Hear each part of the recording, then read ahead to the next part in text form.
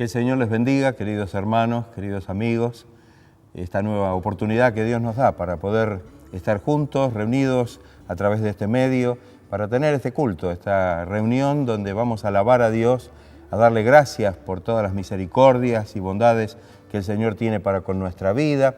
Vamos a cantar, vamos a alabar el nombre del Señor, vamos a mirar la palabra de Dios. Que el Señor nos dé un tiempo de gozo, de regocijo en su presencia. Amén. Que Dios los bendiga, queridos hermanos, gozosos de poder estar un día más, volver a reencontrarnos en esta oportunidad aquí en el templo para glorificar el nombre de nuestro Señor, para poder celebrar nuestro culto de alabanza y de agradecimiento a nuestro gran Dios, que Él nos ayuda y nos sostiene a lo largo de nuestra vida. Vamos a pedirle a Dios que derrame su Espíritu sobre nosotros, que nos vivifique, que nos dé gozo y alegría, que podamos cantar y alabar su nombre, porque sabemos que Él está en medio de su pueblo, en medio de las alabanzas de su pueblo. Vamos entonces a cantar, todos unidos, ustedes en sus casas y nosotros también aquí con nuestros hermanos. Vamos a adorar y a cantar al nombre del Señor. Amén.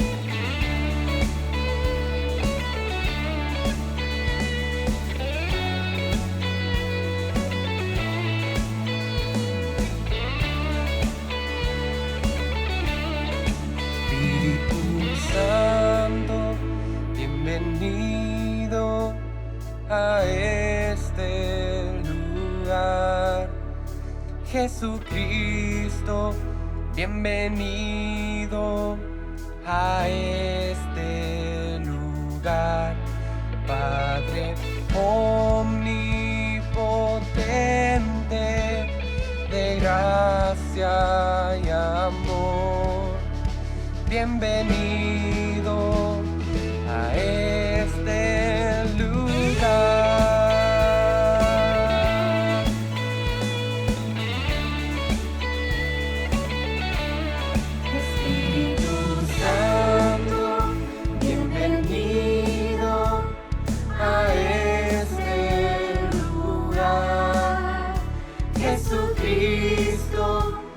Bienvenido a este lugar, Padre omnipotente, de gracia y amor.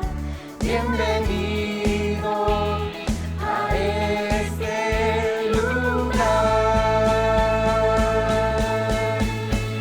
Bienvenido, Espíritu de Dios, damos gloria solo a ti, Señor.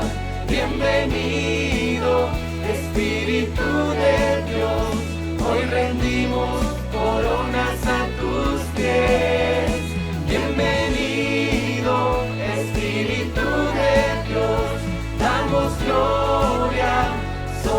ti, Señor. Bienvenido, Espíritu de Dios. Hoy rendimos coronas a tus pies.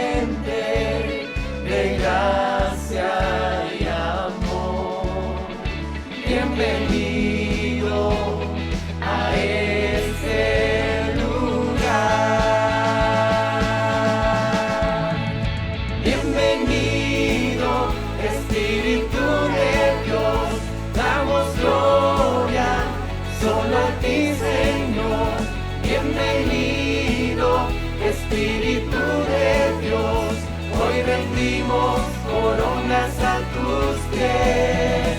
Bienvenido, Espíritu de Dios, damos gloria solo a ti, Señor. Bienvenido, Espíritu de Dios, hoy rendimos coronas a tus pies.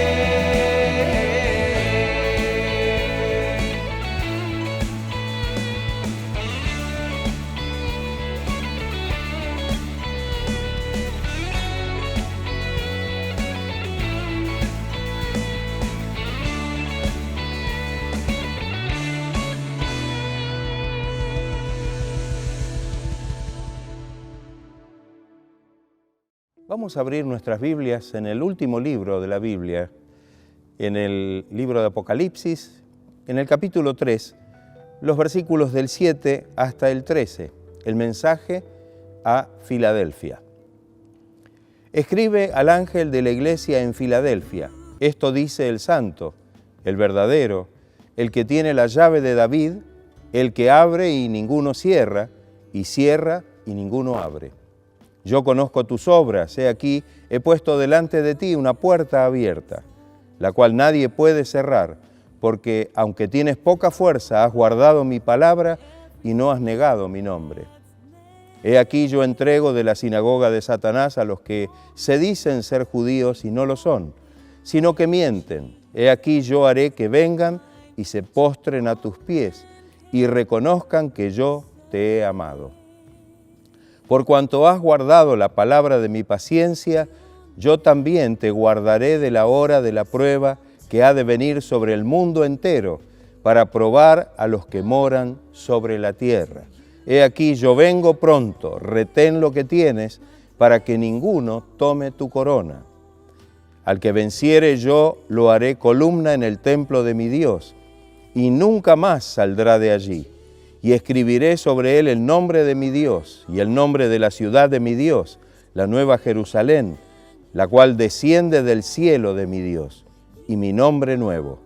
El que tiene oído, oiga lo que el Espíritu dice a las iglesias. Amén.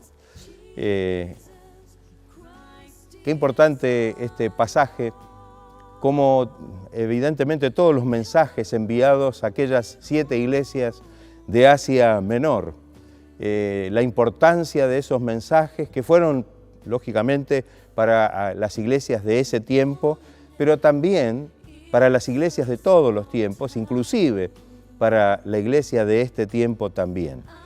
Filadelfia fue fundada como ciudad en el año 189 a.C. por el rey Eumenes II de Pérgamo. Era conocida como la Puerta de Oriente, por estar situada en la ruta principal del correo imperial desde Roma al este. La ciudad estaba construida sobre una placa tectónica que le ocasionó sufrir muchos terremotos durante mucho tiempo. en el año 17 después de Cristo fue destruida totalmente a causa de uno de ellos y fue reconstruida luego por Tiberio. Muchos de los que sobrevivieron a ese cataclismo, por temor, vivían fuera ya de sus murallas y otros realmente se alejaron de la ciudad. La ciudad cambió 3 veces de nombre. Primero se llamó Filadelfia, que en griego significa amor fraternal, debido a que su fundador, Eumenes II, quiso honrar a su hermano, Átalo II. Luego, después del terremoto del año 17 que mencionamos anteriormente, Tiberio prestó una gran ayuda para reconstruir la ciudad y recibió entonces el nombre de Neo Cesarea en su honor. Y medio siglo más tarde, Vespasiano volvió a cambiar el nombre por Flavia. El nombre actual de la ciudad es Al-Aseir. Esta era una de las 7 iglesias, o en esa ciudad estaba una de las 7 iglesias a las cuales el Señor Jesucristo le envía una carta con un mensaje específico para cada una de ellas. A diferencia con los mensajes a las otras 6 iglesias, este no contiene ningún reclamo de parte del Señor. Son palabras de encomio, son palabras de alabanza para esta iglesia. Jesucristo es el autor de estas cartas. Él es el que envía estas cartas. El apóstol Juan debía escribir este mensaje dado por el Señor y enviarla, dice la misma carta, al ángel de la iglesia, es decir, a uno de los pastores o ancianos, quienes eran también los encargados o responsables después de poder dar a conocer el mensaje a toda la iglesia y a toda la congregación. Jesús se presenta como el santo, como el verdadero y como el soberano en esta carta. Cuando miramos el primer nombre que se da a sí mismo, el santo dice esto. En el Antiguo Testamento Dios Padre es el santo. En Isaías capítulo 6, versículo 3, en esa visión que Isaías tuvo de la gloria de Dios, en el versículo 3 del capítulo 6 leemos: Santo, Santo, Santo, Jehová de los ejércitos. Una mención realmente a esa santidad de Dios, pero también era el nombre propio como se lo llamaba a Dios. En Isaías 40, 25 dice: ¿a qué pues? Y habla Dios mismo. ¿A qué pues me haréis semejante o me compararéis? Dice el Santo. En el libro de los Hechos se da este mismo título al Señor Jesucristo cuando, por ejemplo, Pedro reprende a los judíos incrédulos, les dice: vosotros negasteis al santo y al justo y pedisteis que se os diese a un homicida. Allí en Hechos capítulo 3, versículo 14. En Lucas capítulo 4, versículo 34, fíjense, hay un testimonio, en este caso cuando el Señor libera a los endemoniados, dice que los demonios reconocieron que el Señor Jesucristo era el Santo de Dios. Y dice el texto: déjanos, dicen los demonios a Jesús, ¿qué tienes con nosotros, Jesús Nazareno? ¿Has venido para destruirnos?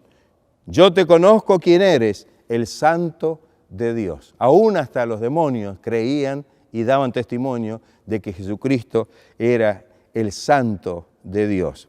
El Señor Jesucristo posee la plenitud de la naturaleza divina. La identificación de Jesucristo como el Santo es una irrefutable confirmación de su deidad. Él es Dios, en Él habita inclusive toda la plenitud de la deidad, dice la palabra del Señor. El segundo nombre del Señor es el verdadero. Esto dice el verdadero, reza el texto. La frase significa lo que es genuino, digno de confianza. El título verdadero va precedido por el artículo el verdadero, indicando que es el único en su condición. Él es veraz en su persona, en su palabra, en sus promesas. En 1 de Juan capítulo 5, versículo 20, hay un texto maravilloso. Dice: pero sabemos que el Hijo de Dios ha venido y nos ha dado entendimiento para conocer al que es verdadero.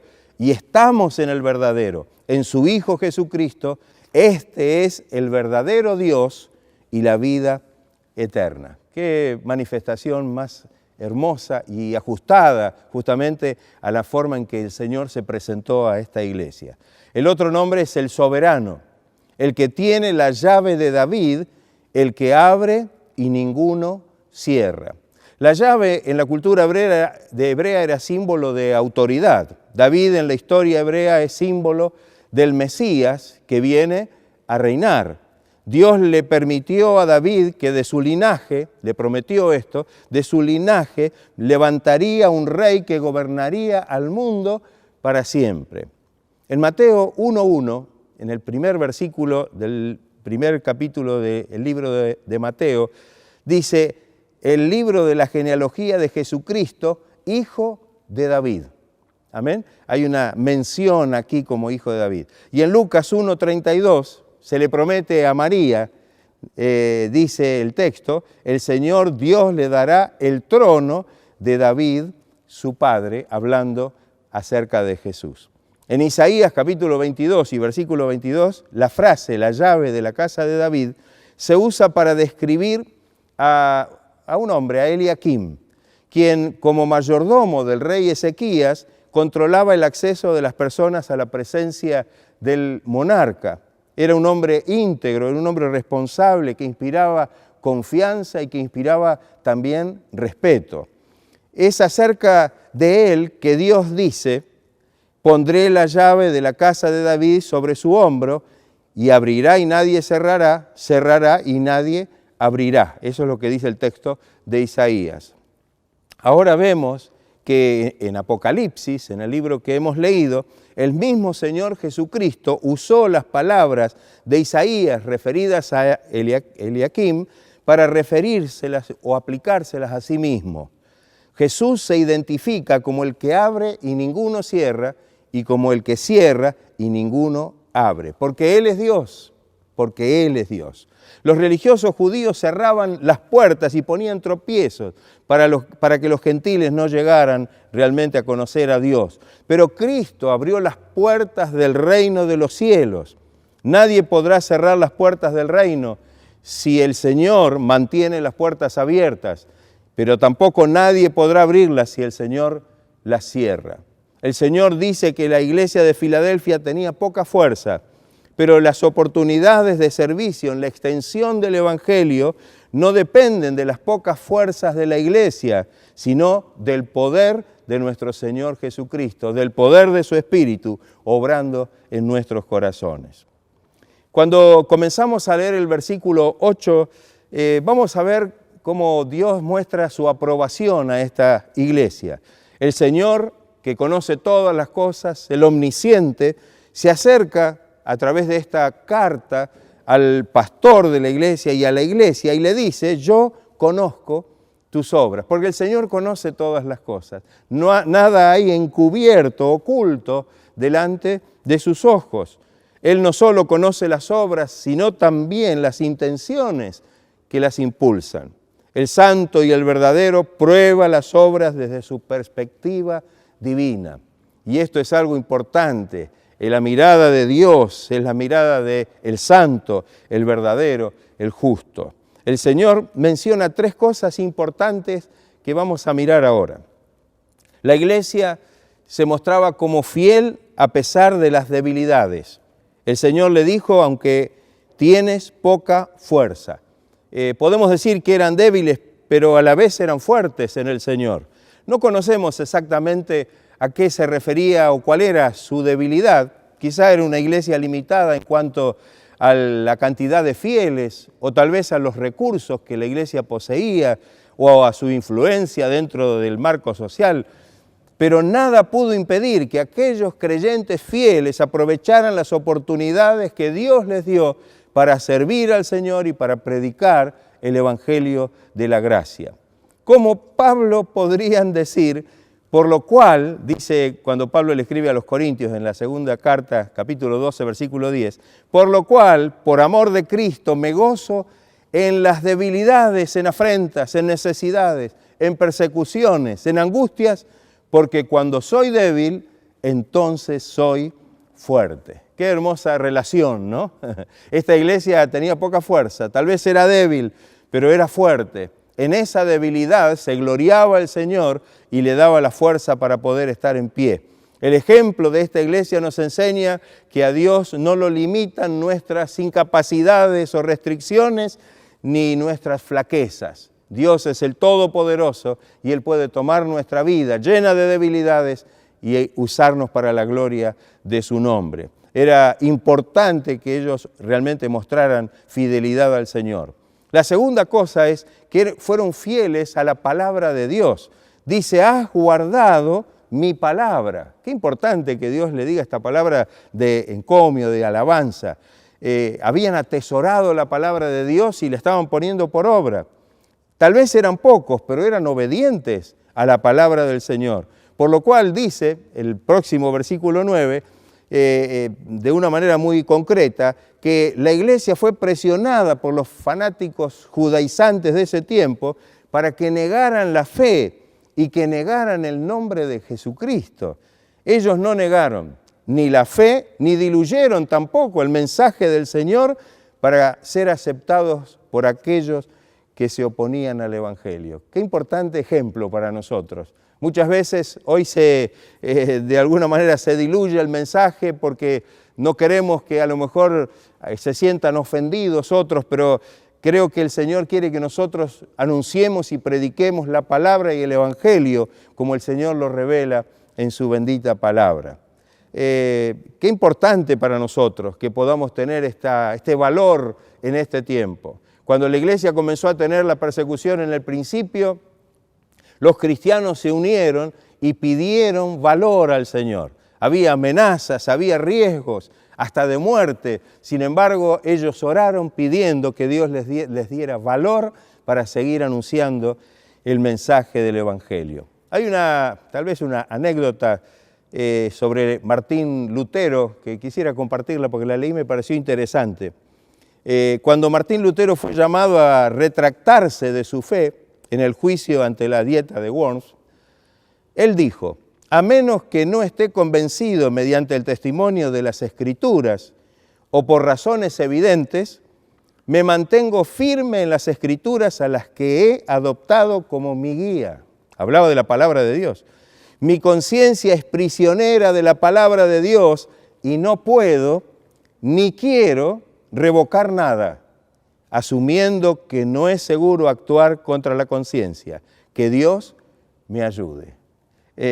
¿Habrá hombres hoy dispuestos a plantarse de esta manera frente a la oposición? Qué importante poder recordar quienes realmente fueron fieles y firmes en la fe, por supuesto. Tenemos a tantos profetas y apóstoles que inclusive fueron mártires por causa del testimonio del Señor, pero qué importante que también mantengamos esa firmeza. Judas, capítulo 1, versículo 3 dice, amados, por la gran solicitud que tenía de escribiros acerca de nuestra común salvación, me ha sido necesario escribiros exhortándoos que contendáis ardientemente por la fe que ha sido una vez dada a los santos. Que contendáis ardientemente por la fe, por la doctrina, por la palabra que se nos ha dado a través de los apóstoles. Qué importante mantenernos con esta fidelidad, con esta firmeza. El tercer punto, son fieles a la persona de Cristo. Han sido, esta iglesia de Filadelfia, fieles a la persona de Cristo. No han negado, dice el Señor, mi nombre. Ellos eran pocos, pero eran perseverantes y firmes en la fe. No has negado, expresa la idea de rechazar, de decir que no. Inclusive, además, el tiempo en que está escrito es el tiempo realmente pasado, hace una referencia a la historia de ellos como iglesia hasta ese momento. Cuando fueron inclusive por la presión de los judaizantes y de los que decían ser judíos a negar el nombre de Cristo. Negar el nombre de Cristo es negar al mismo Cristo, su carácter, su naturaleza. Además es negar lo que en otro tiempo afirmamos. Si hemos conocido al Señor y hemos declarado nuestra fe en el Señor, ¿cómo vamos a retractarnos? Recordamos lo que leímos sobre Lutero. Qué importante que podamos reconocer esto. Aun cuando algunos han tenido experiencias, nos sirven como ejemplo. Pedro, cuando negó al Señor bajo la presión de la gente, que le reconoció que era uno de los discípulos, y el temor por las circunstancias, sin embargo, los creyentes de la iglesia de Filadelfia se mantuvieron firmes en sus convicciones, no se dejaron intimidar, no dejaron que realmente los invadiera el temor, sino que se gloriaban en la persona de Jesucristo. En vez de negar su nombre, lo proclamaban aún más. En relación a esto, es interesante recordar que la ciudad de Filadelfia, como dijimos al principio, había cambiado 3 veces de nombre para dar honor a sus distintos o fundadores o benefactores, pero la iglesia se había mantenido fiel al nombre de Cristo. Gloria sea el nombre del Señor. No hay cambios, el Señor es el mismo ayer y hoy y por los siglos. Podemos hacernos la pregunta, ¿cuáles fueron las obras de Dios en favor de la iglesia de Filadelfia? En el versículo 8 dice el versículo: he aquí he puesto delante de ti una puerta abierta, la cual nadie puede cerrar. A las iglesias que muestran fidelidad al Señor, a su palabra, Él les abre las puertas para que el Evangelio pueda ser extendido y pueda ser predicado con libertad. Pablo y Bernabé, cuando regresan del primer viaje misionero, regresan a Antioquía, dice que habiendo llegado y reunido a la iglesia allí de Antioquía, refirieron cuán grandes cosas había hecho Dios con ellos y cómo había abierto la puerta de la fe a los gentiles. ¿Quién es el que abre la puerta? No la abrimos nosotros, la abre el Señor. Nosotros somos los que debemos aprovechar esa apertura para poder predicar y anunciar, como lo hicieron Pablo y Bernabé en este momento, en que fueron y realmente habían esparcido el mensaje del Evangelio. En 1 Corintios 16, 9 dice: porque se me ha abierto puerta grande y eficaz, dice Pablo, ¿no? Entre el mensaje que le da a los corintios, haciendo planes para sus futuros viajes, él veía que Dios le estaba abriendo puertas hermosas, magníficas, para la extensión del Evangelio. En Colosenses 4:3 encontramos que Pablo pide oración a la iglesia y dice lo siguiente: orando al mismo tiempo por nosotros, para que Dios nos abra una puerta para la palabra, a fin de dar a conocer el misterio de Cristo, por el cual también he sido encarcelado. Fíjese que él estaba pidiendo que Dios siga abriendo puertas. Estaba encadenado, estaba encarcelado, sin embargo, como él mismo dijo, yo estoy preso, pero la palabra de Dios no está presa. La iglesia de Filadelfia aprovechó la puerta abierta para servir al Señor. No fue porque la iglesia era rica y era poderosa y tenía muchos recursos, sino que era pobre y débil. Pero a pesar de eso, se dedicó a guardar la palabra del Señor y a mantenerse fiel a la proclamación del mensaje del Señor. Hoy la puerta sigue, hermanos y hermanas, sigue abierta. Aprovechemos este tiempo para proclamar el Evangelio. Quizás sea este el último tiempo antes que Cristo venga. Qué hermoso reto, qué hermoso desafío para que en este tiempo aprovechemos esta puerta abierta para poder realmente hablar del Señor y predicar el Evangelio a toda criatura. Podemos hablar también de la transformación y conversión. En el versículo 9, cuando Dios abre las puertas, suceden cosas que son realmente maravillosas, son asombrosas, porque Él es el que abre las puertas y da la oportunidad para que podamos realmente ver la obra de Dios. Dice el versículo 9, he aquí yo entrego de la sinagoga de Satanás a los que se dicen ser judíos y no lo son, sino que mienten. Los cristianos de Filadelfia sufrieron hostilidad de parte de estos judíos incrédulos, quienes fueron, dice la Biblia, instrumentos de Satanás para destruir la iglesia de Cristo. Estas personas decían ser judíos porque eran descendientes biológicos de Abraham. Pero el judío verdadero no es aquel que viene del linaje de Abraham solamente, sino el que profesa la fe de Abraham. El apóstol Pablo, cuando le escribe a los romanos, dice algo muy certero. Pues no es judío el que lo es exteriormente, ni es la circuncisión la que se hace exteriormente en la carne, sino es judío el que lo es en lo interior, en la circuncisión del corazón. Qué importante. El Señor está hablando a través de la palabra de una obra totalmente espiritual. Qué maravilloso que es esto. La promesa que Dios les está dando en este versículo les dice: he aquí yo haré, hablando de estos enemigos, haré que vengan y se postren a tus pies y reconozcan que yo te he amado. Parece que los cristianos de la iglesia en Filadelfia verían la salvación de muchos de los judíos que eran los que los habían perseguido a ellos. Hasta este versículo indica que algunos de esos judíos se convertían al cristianismo y que la iglesia crecía con algunos de sus más declarados y encarnizados adversarios, enemigos. Fíjese que se cumple lo que le dijo el Señor. He aquí yo haré que vengan y se postren a tus pies y reconozcan que yo te he amado. No ignoremos, no olvidemos la experiencia, por ejemplo, del apóstol Pablo.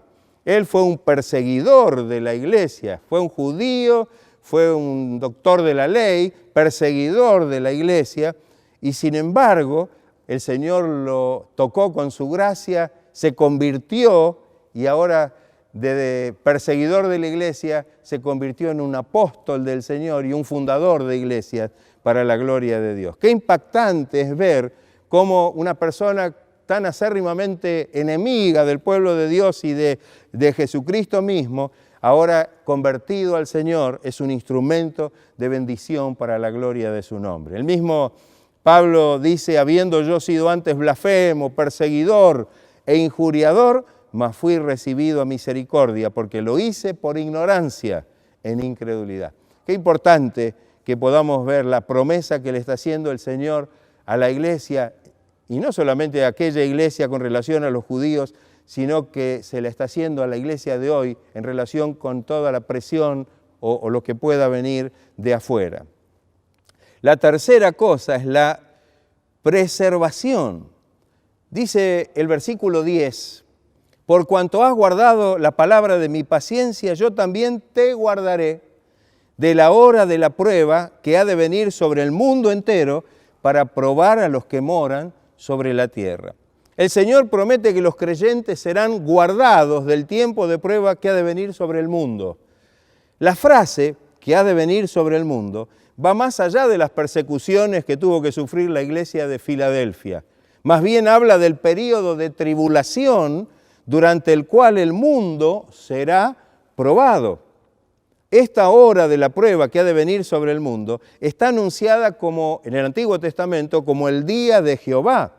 Y el desarrollo de los acontecimientos se registran en el libro de Apocalipsis, del capítulo 6 hasta el capítulo 19, vemos cómo se desarrolla justamente todo lo que Dios ya había preparado de antemano. Cristo promete que la iglesia será reservada. Dice: te guardaré de la hora de la prueba que ha de venir. La iglesia será sacada fuera de la tribulación que ha de venir sobre el mundo entero. Como la prueba afectará a toda la tierra, para poder ser resguardada, la iglesia debe ser levantada, debe ser quitada de aquí y va a ser llevada al cielo, lo que nosotros y que la palabra nos muestra como el arrebatamiento. El propósito final de la tribulación es probar a los que moran en la tierra, no probar a los cristianos. Esto significa que la iglesia será arrebatada justo antes que comience la tribulación de aquellos días que está anunciada en la palabra. En Apocalipsis, y esto es algo interesante, la frase moradores de la tierra se aplica a los incrédulos, no a los creyentes. Apocalipsis 8:13 dice: después que el cuarto ángel tocó la trompeta, la cual anunciaba los grandes juicios y los cataclismos que vendrían sobre la tierra y sobre el mundo, Juan dice: y miré, y oí a un ángel volar por el medio del cielo, diciendo a gran voz, los ayes: ¡ay, ay, ay! De los que moran en la tierra, a causa de los otros toques de trompeta que están para sonar los 3 ángeles. Fíjense el anunciamiento de los ayes, de las calamidades que vendrían como juicios sobre la tierra y sobre el mundo. También tenemos que decir que en Apocalipsis se describe a los que se endurecen durante ese periodo de tribulación y son condenados. Dicen los textos que no se arrepintieron. En el capítulo 9, versículo 20 de Apocalipsis, dice: y los otros hombres que no fueron muertos con estas plagas, ni aún así se arrepintieron de las obras de sus manos, ni dejaron de adorar a los demonios y a las imágenes de oro, de plata, de bronce, de piedra, de madera, las cuales no pueden ver, ni oír, ni andar. Y no se arrepintieron de sus homicidios, ni de sus hechicerías, ni de su fornicación, ni de sus hurtos. El capítulo 16, versículo 11 dice: y blasfemaron contra Dios del cielo por sus dolores y sus úlceras, y no se arrepintieron de sus obras. Un tiempo donde ese juicio vendrá sobre los moradores de la tierra y muchos se endurecerán y en vez de arrepentirse y clamar al Señor para ser salvos, se rebelarán contra el Señor y dice que blasfemarán el nombre de Dios.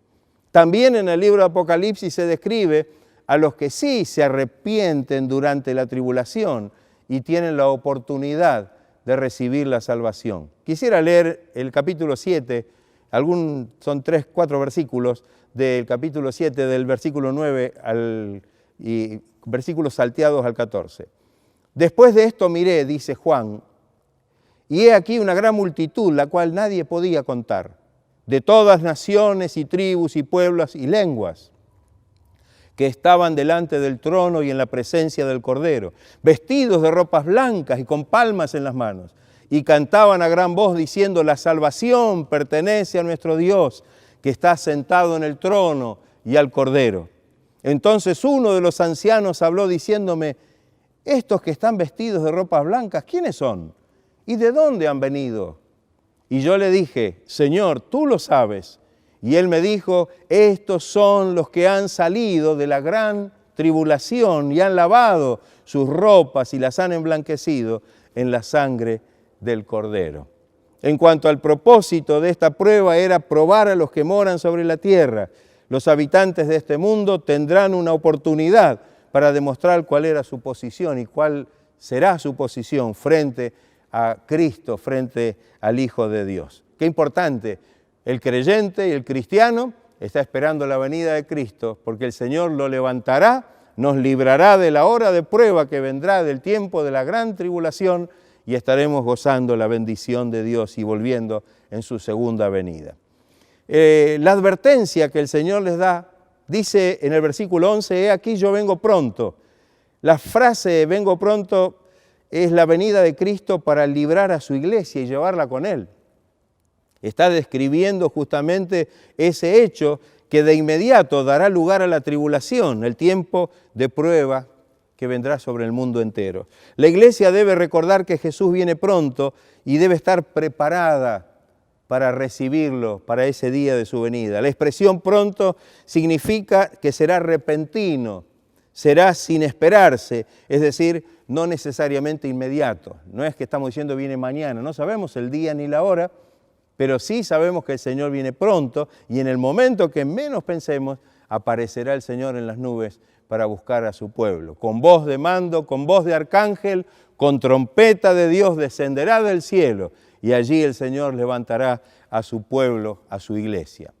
¿Qué es lo que le dice el Señor? Retén lo que tienes a la iglesia de Laodicea, pero nos lo dice también a nosotros. La iglesia Filadelfia. La iglesia en Filadelfia no se debía apartar de su fundamento, un fundamento sólido, como está escrito en el versículo 8, has guardado mi palabra y no has negado mi nombre. Estaban bien afirmados sobre un fundamento firme, como también dice Pablo a Timoteo, ¿no? En uno de los consejos que le da, retén la forma de las sanas palabras que de mí oíste en la fe y el amor que es en Cristo Jesús. La siguiente cosa que dice el versículo es para que retén lo que tienes, para que ninguno tome tu corona. Si ellos llegaban a fallar, en retener lo que realmente Dios estaba ahora reconociendo como algo tan bueno sobre ellos, su corona podría ser dada a otro. La idea no es que pudiera ser robada por otro, sino que le sería dada a otros. Cristo exhorta a los creyentes a mantener firme lo que tenemos, lo que hemos recibido de Dios, frente a todas las cosas del mundo, las atracciones y las tentaciones.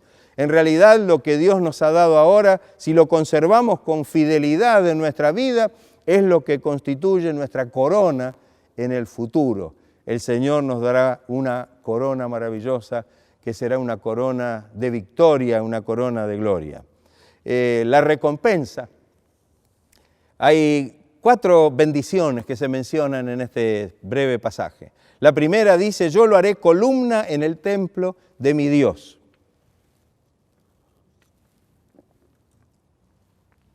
Y nunca más saldrá de allí.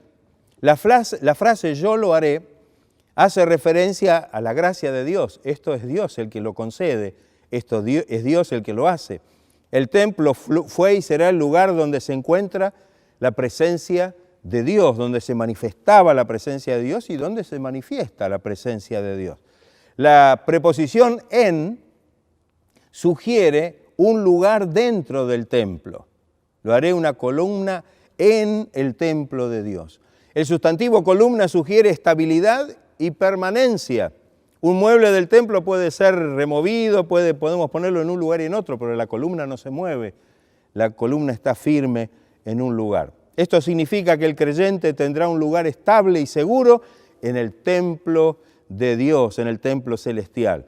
Y podremos contemplar la grandeza de Dios por la eternidad y obtendremos lo único que deseaba David con todo su corazón. ¿Se acuerdan qué era lo que deseaba David? El Salmo 27:4 dice, una cosa he demandado a Jehová y esta buscaré, que esté yo en la casa de Jehová todos los días de mi vida para contemplar la hermosura de Jehová y para inquirir en su templo. Qué hermoso, ¿no? Podremos contemplar la hermosura de Dios por la eternidad. Podremos realmente ser una columna en el templo de Dios. Dice la segunda cosa, escribiré sobre él el nombre de mi Dios. Un nombre sugiere identificación, también pertenencia. Poner el nombre sobre algo en la antigüedad era una expresión visible de propiedad y de pertenencia. Isaías en el capítulo 43:1 dice, no temas, porque yo te redimí, te puse nombre, mío eres tú. Qué hermoso, qué importante que realmente el Señor pondrá su nombre sobre nosotros. Y el nombre también de la ciudad de Dios el Señor nos pondrá. Seremos ciudadanos de la ciudad de Dios. ¿Cuál es la ciudad de Dios? En la Biblia se menciona la nueva Jerusalén, la que desciende del cielo. Según los capítulos 21 y 22, esa será nuestra morada, no el mundo ni ningún otro lugar, sino ese lugar que Dios ha preparado para que nosotros podamos vivir eternamente con Él. Si tener el nombre de Dios equivale a ser propiedad de Dios, tener el nombre de la ciudad de Dios significa que seremos ciudadanos de esa ciudad. O sea, tendremos una parte realmente hermosa de poder compartir ese lugar preparado por Dios para aquellos herederos de la salvación. Filipenses 3:20 dice, Pablo aseguró que nuestra ciudadanía está en los cielos y también dice la palabra que en la tierra, aquí en esta tierra, somos extranjeros y somos peregrinos. El último dice que nos pondrá hay algo interesante, dice, nos revelará su nombre nuevo. Sin negar el nombre de Cristo, negar es negar la persona de Cristo, es negar su carácter, es negarlo a Él. Entonces, el nuevo nombre de Cristo implica una nueva revelación de la persona de Cristo. No sabemos cuál será ese nombre. Hay como una mención en el libro de Apocalipsis mismo, en el capítulo 19, versículo 12, relacionada con la segunda venida de Cristo. Dice, sus ojos, relacionada con la visión del Cristo que tiene realmente volviendo a la tierra. Sus ojos eran como llama de fuego y había en su cabeza muchas diademas y tenía un nombre escrito que ninguno conocía, sino Él mismo. Qué importante esto, ¿no? Que se nos revelará. Sabemos que en el nombre está la naturaleza, está el carácter, así que habrá una nueva revelación a través de ese nombre nuevo que el Señor nos hará conocer. Creo que de esto tenemos que tomar algo para nosotros hoy. La carta termina con una forma de exhortar. El que tiene oídos para oír, oiga lo que el Espíritu, con mayúsculas, el Espíritu de Dios, dice a las iglesias. Finalmente, una exhortación a prestar atención a este mensaje y aplicarlo en forma personal a nuestra vida, a la vida de cada creyente. Los que tienen oído espiritual para discernir cosas espirituales deben mantenerse alertas al mensaje de Jesucristo que ha dejado para su iglesia. Debemos estar atentos, nuestros oídos deben estar atentos al mensaje que Dios nos da. Tal vez podemos terminar con alguna pregunta. ¿Estamos aprovechando las puertas que Dios ha abierto delante de nosotros para predicar la palabra? ¿Estás preparándote en la palabra y anunciando su nombre a aquellos que te rodean? Apresúrate, porque Cristo viene pronto. Quizá sea este tiempo, el tiempo en que realmente el Señor quiere usar a su iglesia para que el Evangelio pueda tocar hasta el último rincón de nuestra tierra. Que el Señor nos ayude, que este mensaje, que es un mensaje maravilloso, pueda realmente llegar a nuestros corazones, que podamos ponerlo en nuestra vida por obra y que podamos servir al Señor. Que así como esa iglesia de Filadelfia fue una iglesia a la cual el Señor realmente pudo verla con ojos de agrado y pudo realmente hacerle promesas maravillosas, que nosotros en este tiempo podamos ser esa iglesia que pueda realmente ser fiel al Señor frente a todas las circunstancias que puedan rodear nuestra vida en este tiempo. Que el Señor nos ayude, que estemos preparados, Jesucristo viene pronto, necesitamos hacer la voluntad del Señor y no negar su nombre. Apresurémonos nuevamente porque Cristo viene pronto. Que el Señor nos ayude, que podamos retener esta palabra en nuestros corazones y que la gracia del Señor pueda estar obrando en nuestras vidas para que en este tiempo podamos vivir en la voluntad del Señor. Vamos a seguir alabando al Señor y vamos ahora a seguir cantando y dándole gloria al Señor y adorando al Señor porque Él es merecedor y es digno de toda honra, de toda gloria y de toda alabanza.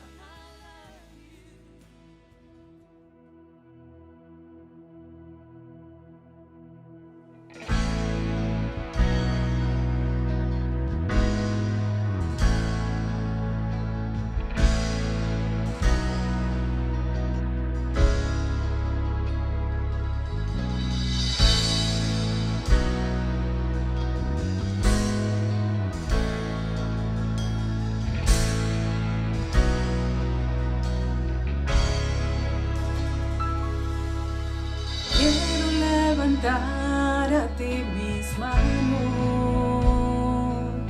maravilloso Jesús, milagroso Señor, llena este lugar de tu presencia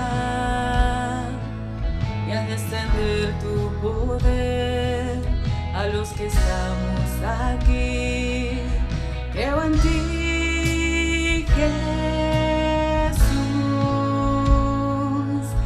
lo que harás en mí. Creo en ti, Jesús,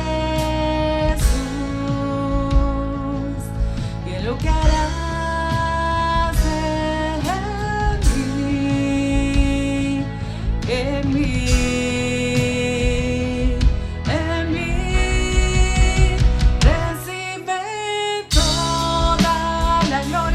Recibe toda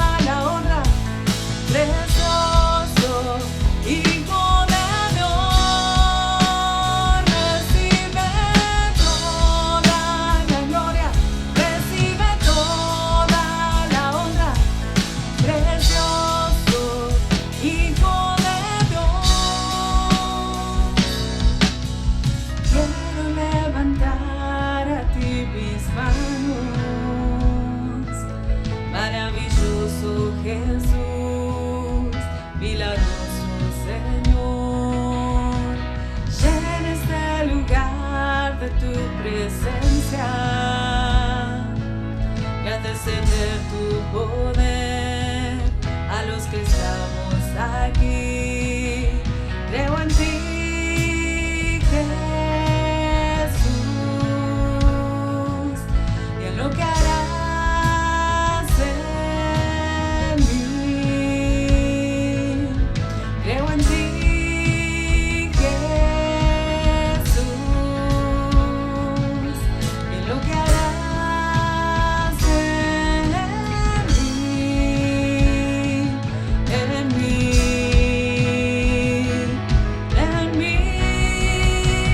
Recibe toda la gloria, recibe toda la honra, precioso Hijo de Dios.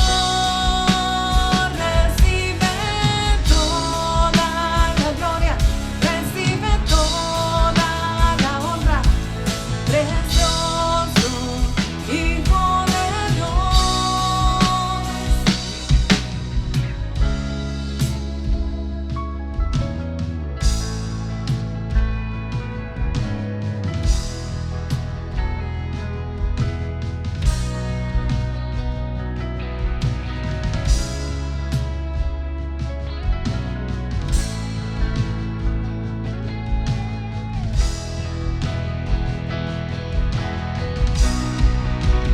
Recibe toda la gloria, recibe toda la honra, precioso Hijo de Dios. Recibe toda la gloria, recibe toda la honra, precioso Hijo de Dios. Recibe toda la gloria, recibe toda la honra, precioso Hijo de Dios. Recibe toda la gloria, recibe toda la honra, precioso Hijo de Dios. Recibe toda la gloria, recibe toda la honra, precioso Hijo de Dios. Recibe toda la gloria, recibe toda la honra, precioso Hijo de Dios. Creo en ti, Jesús, y en lo que harás en mí. Creo en ti, Jesús, y en lo que harás en mí, en mí, en mí, en mí.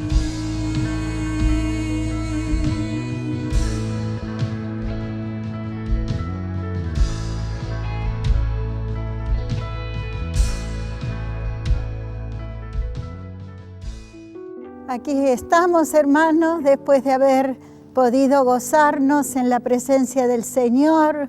Gracias que Él nos permite alabar su nombre, que nos permite escuchar su palabra, la palabra del Señor que vivifica nuestras vidas, que nos da fortaleza, que nos ayuda a seguir adelante.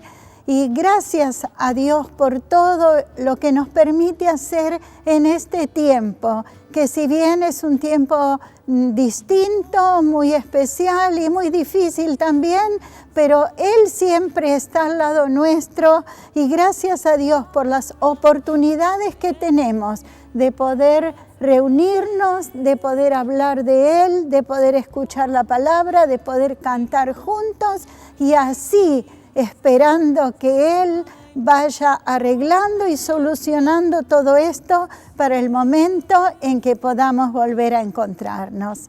Le damos muchas gracias a Dios por su bondad y su misericordia hacia nuestras vidas. Vamos a estar orando todos unidos ahora. Usted únase allí en su casa y juntos vamos a clamar al Señor, pedir al Señor su bendición, que todo lo que hemos recibido Amén. pueda quedar en nuestros corazones Gloria a y podamos Dios. compartirlo con aquellas personas que aún no conocen al Señor y podamos hablarles del amor de Cristo y de que realmente estamos esperando la venida del Señor. Amén. Porque Cristo viene pronto. Gloria a Todos Dios. unidos vamos a clamar al Señor. Señor, te damos gracias por este tiempo maravilloso que nos has dado, que hemos, Señor, disfrutado en tu presencia. Pedimos ahora, Señor, y unimos nuestros corazones, Amén. nuestras voces, Gloria a tu clamando a nombre. ti, Señor. Si hay necesidades, si hay hermanos que están enfermos, Señor, con problemas, dificultades, Señor, que tu gracia se manifieste con poder en cada vida, Señor, salvando, sanando, tocando los corazones, Señor, Gloria abriendo a tu puertas de nombre. bendición y de prosperidad para aquellos que estén pasando alguna necesidad. Señor, bendice las familias, los hogares, que tu gracia, Señor, esté trayendo paz, bendición, Señor, en cada uno de Gloria a ellos. tu nombre. Y bendice nuestro país. Bendice, Señor, todo lo que está ocurriendo, sabiendo que tú estás en control de todas las cosas. Amén. Pon tu Gloria a mano tu nombre. misericordiosa, Señor, en este tiempo que nos toca vivir. Lo pedimos todo en el nombre glorioso de Jesucristo y te damos las gracias para gloria, para honra de su nombre. Amén. Amén. Gracias, Señor amado. Gracias, Gracias, Dios. Señor. Gracias, Gracias, Jesús. Señor. Gracias, Señor. Y así, unidos, como lo estamos haciendo, por medio de las transmisiones, cada día tenemos la oportunidad de encontrarnos y de poder escuchar la palabra. No deje de unirse y no deje de invitar a otros a que se unan, porque este es el medio que nos mantenemos firmes, fortalecidos en el Señor para poder continuar adelante. Que Dios los bendiga, los amamos en el amor del Señor y les mandamos un saludo muy grande. Que el Señor esté bendiciendo a cada uno de ustedes, que podamos tener una semana que comienza Amén. de bendición, que el Señor esté abriendo puertas, que el Señor esté bendiciendo, esté sanando, librando, guiándonos en el camino que debemos andar, en las decisiones que debemos tomar. Amén. Que el Señor pueda estar presente en todo momento, en nuestra vida, en nuestro hogar, en nuestro trabajo y en todas aquellas cosas que debemos emprender. Que el Señor los bendiga ricamente. Les damos un abrazo en el amor del Señor. Amén. Y que la gracia del Señor los acompañe continuamente. Los amamos.